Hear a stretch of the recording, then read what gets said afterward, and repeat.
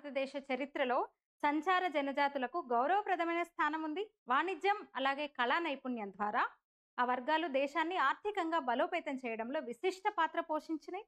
ప్రపంచ ఆర్థిక వ్యవస్థలో భారత వాటా 30% కంటే ఎక్కువగా ఉన్న కాలంలో ఉత్పత్తి వాణిజ్య రంగాల్లో ఈ సంచార జనజాతులు గొప్ప సేవలందించినాయి. భారతదేశ చరిత్రను, సంపన్న జ్ఞాన పారంపర్యాన్ని ఒక ప్రాంతం నుంచి మరొక ప్రాంతానికి మౌఖికంగా తీసుకెళ్లే పనిని కూడా వీళ్ళు చేశారు. తమ నిరంతర సంచార జీవన విధానం వల్ల దేశమంతటిని ఏకసూత్రంగా కలిపే కర్తవ్యాన్ని వీళ్ళు నిర్వర్తించారు. దేశ స్వాతంత్రోద్యమంలో, ముస్లిం పాలనా కాలంలో, బ్రిటిషర్ల కాలంలో కూడా ఈ సంచార జనజాతులు ముఖ్య పాత్ర పోషించినాయి. అయితే ఈ క్రియాశీలత పట్ల అసహనం వ్యక్తం చేసిన ఆంగ్లేయులు 1871లో 1871 సంవత్సరంలో వాళ్ళని అపరాధిత జనజాతులు అంటే క్రిమినల్ ట్రైబ్స్గా ప్రకటించి పీడించారు. ఫలితం వాళ్ళు అడవులు, కొండల వైపు వెళ్ళి ఆశ్రయం పొందాల్సి వచ్చింది.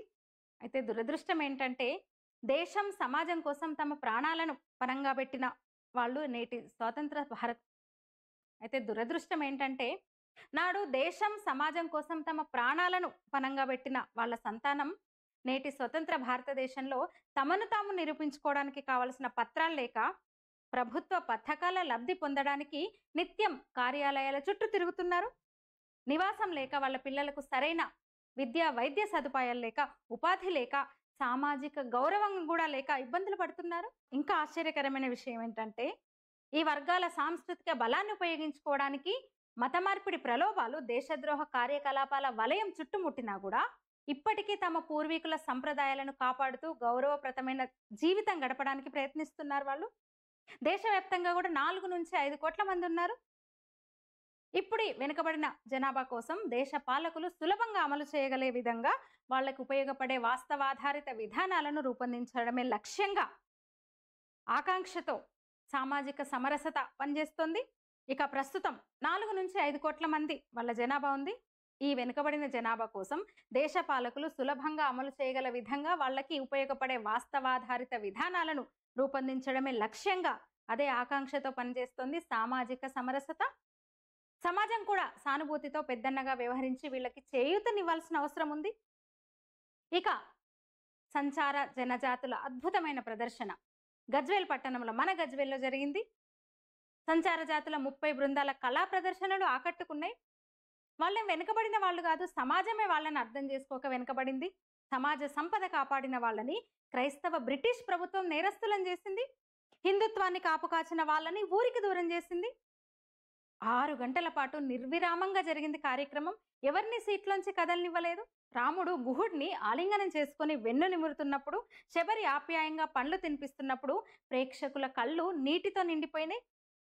బహురూపుల వాళ్ళు, అంతలోనే కాళిక అమ్మవారి రాక్షస సంహార ఘట్టం, ఆ మధ్యలో బుడబుక్కల వాళ్ళు శైవ కథలు చెబుతూ శంఖం ఊదే బాలసంతులలో, చేతికొందొచ్చిన పంట దొంగలపాలు కాకుండా మబ్బులోనే ఇంటింటిని మేల్కొల్పే దృశ్యం కన్నుల ముందుకు తీసుకొచ్చారు. రామాంజనేయ, సుదర్శన గోత్ర హోలియ దాసరులు ధనుంజయ వేషంతో చేసిన కళా ప్రదర్శన కట్టిపడేసింది అందరినీ.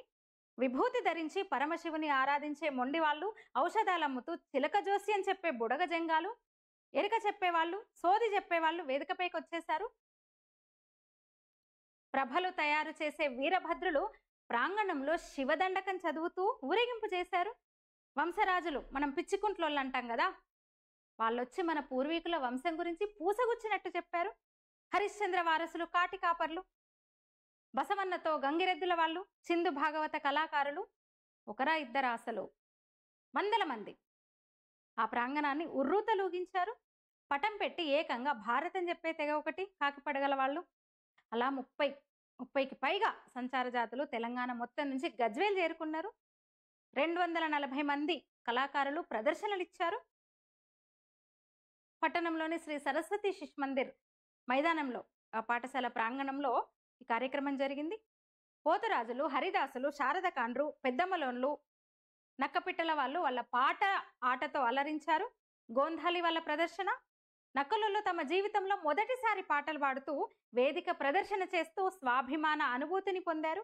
బుర్రకథ, బ్రహ్మంగారి కాలజ్ఞానము, కక్కయ్య, సాముగారడీలు, భిక్షక వృత్తి, పూసలమ్మడము, బట్టలల్లడము, రకరకాల వేషాలేసి అలరించడము, పుట్టుకలో, వివాహంలో, చివరికి చావులో కూడా సమాజాన్ని అంటిపెట్టుకొని ఆశ్రిత కులాలుగా కుదించుకొని అయినా సరే ఆత్మగౌరవంతో బతుకుతున్న సంచార జాతులు ఒక అంచనాగా తెలంగాణలో 70కి పైగా ఉన్నాయంట జాతుల సంఖ్య. దేశంలో ఏమో 4-5 కోట్లు కదా సంచార జాతుల వాళ్ళు. తెలంగాణలో ఆ జాతులు 70కి పైగా. అట్లా సామాజిక సమరసత వేదిక, విముక్త సంచార జాతుల అభివృద్ధి మండలి కలిసి ఈ కార్యక్రమాన్ని నిర్వహించినాయి అన్నమాట. అందరినీ ఒక చోట చేర్చి. నిజంగా ప్రభుత్వాలు అసలు వీళ్ళని మనుషులుగానే గుర్తించడం లేదు. రాజకీయ నాయకులు ఓట్లు వేసే మరమనుషులుగా మాత్రమే చూస్తున్నారు వాళ్ళని. అదే వీళ్ళు హిందువులుగా కాకుండా ఏ క్రైస్తవ, ఏ ముస్లిం తెగలో అయ్యుంటే, ఆయా మతానికి సంబంధించిన తెగలో అయ్యుంటే బోల్డ్ అని కథలు, కాకరకాయలు సృష్టించి ఉండే వాళ్ళేమో కమ్యూనిస్టులు. కానీ వీళ్ళని మాత్రం పట్టించుకోవట్లేదు. ఒక్కోసారి అనిపిస్తుంది ఈ క్రైస్తవ మిషనరీ చదువులు వీళ్ళు చదవందే నయమైందా అనిపిస్తుంది. స్వచ్ఛమైన కల్మషం లేని అమాయకత్వం, మంచి సంస్కారవంతమైన భాష, సమాజం పట్ల, పూర్వ ఆచార వ్యవహారాల పట్ల ప్రేమ ఇంకా మిగిలిన్నాయి వాళ్ళలో. బహుముఖ ప్రజ్ఞ వాళ్ళ సొంతం. ఇప్పుడు అప్పాల ప్రసాద్జీ సమరసత అఖిల భారత కళా ప్రముఖ్. ఈ కార్యక్రమ రూపకల్పన వారే, ఈ అద్భుతాన్ని ఆవిష్కరించింది వారే. ఇక 1500కు పైగా సాధారణ కాన్పులు చేసి, నార్మల్ డెలివరీస్ చేసి, ఆధునిక సిజేరియన్ వైద్యులనే సవాలు చేసిన ఆదిలాబాద్ గోండు మహిళ యమునాబాయి ఈ కార్యక్రమంలో ప్రత్యేక ఆకర్షణ. మహిళా సాధికారత, ఆత్మవిశ్వాసం, భగవంతుడి పట్ల నమ్మకం, సంకల్ప శక్తి గురించి సమాజ దృష్టిలో చదువురాని ఆ మహిళ చెబుతుంటే ఆశ్చర్యంగా చూస్తూ ఉండిపోయారు అందరూ. ఒక్క మాటలో చెప్పాలంటే సమాజం వీళ్ళకి భిక్ష వేయలేదు. సమాజానికే ఈ సంచార జాతులు సంస్కారపు భిక్ష వేసినాయి. హిందుత్వాన్ని కాపాడుతున్న నిజమైన దేశభక్తులు ఈ సంచార జాతులు. మీరేమంటారు? ఈ వీడియో మీద మీ అభిప్రాయం తప్పకుండా తెలియజేయండి. లైక్ చేయండి, షేర్ చేయండి, ఛానల్ని సబ్స్క్రైబ్ చేయండి. ధన్యవాదాలు.